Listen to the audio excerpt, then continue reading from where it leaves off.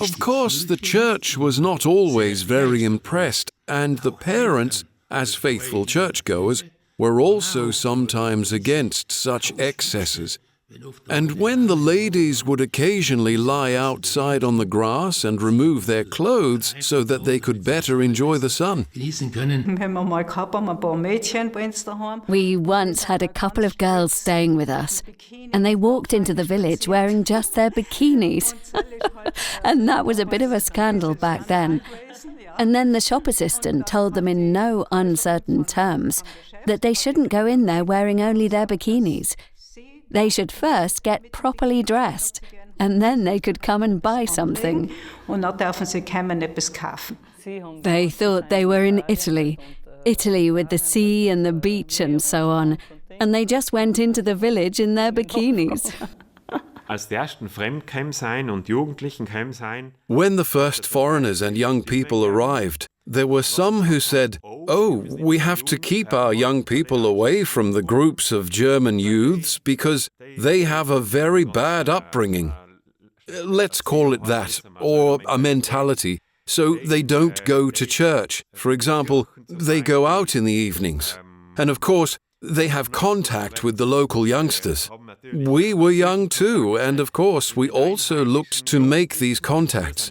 And of course, some said that young people in the Anueli were being corrupted." We also shared our first adolescent experiences together. Back then we played dodgeball or football or some other game together, and everyone came along. Of course, at the age of 12 or 13, you also had the opportunity to get to know boys, smoke in a barn somewhere, or do something else. And all of that happened with the guests' children. The Germans brought a lot with them.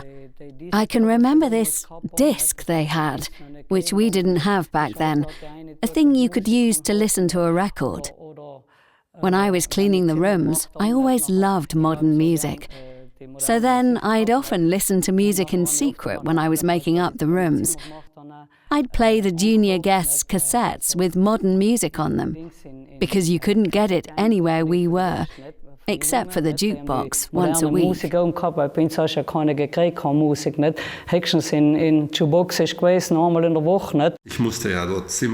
I had to tidy rooms there. That was normal. Cleaning bathrooms. I did that when I was 14.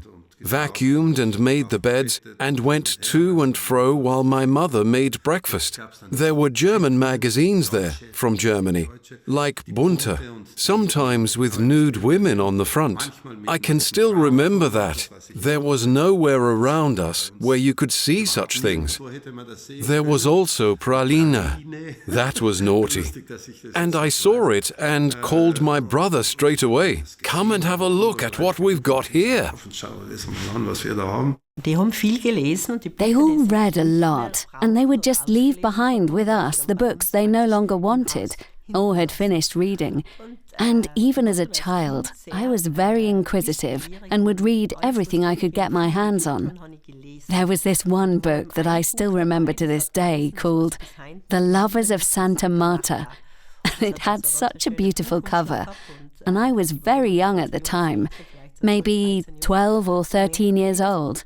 I thought, I'll read that book now.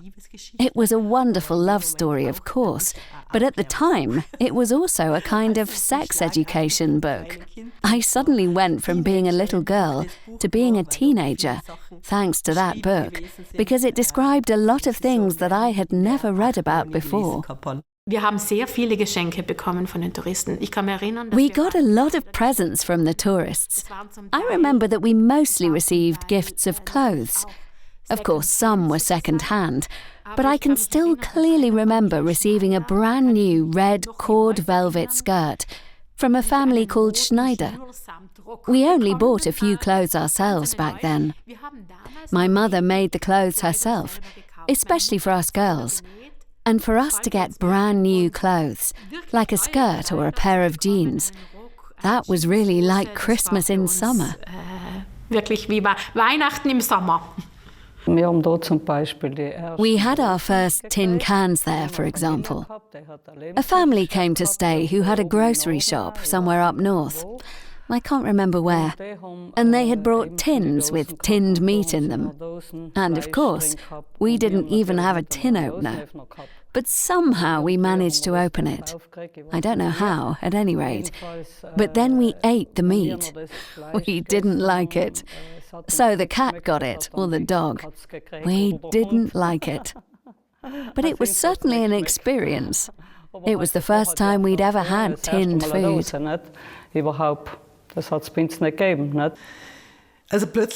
So suddenly there were always foreigners everywhere. Their attitude was a bit, how shall I put it? Oh, those poor South Tyroleans. There was a bit of a pitying tone. They brought chocolate, they brought clothes, but always with the words, "You poor people, you need to be helped."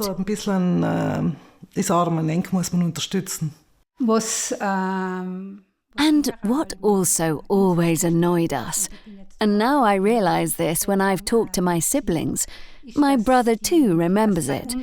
They'd say, "Everything's better in Germany." It really was like that. It was as if they wanted to convert us. They thought that they could do everything better, and that we were the poor relations who had to be pitied.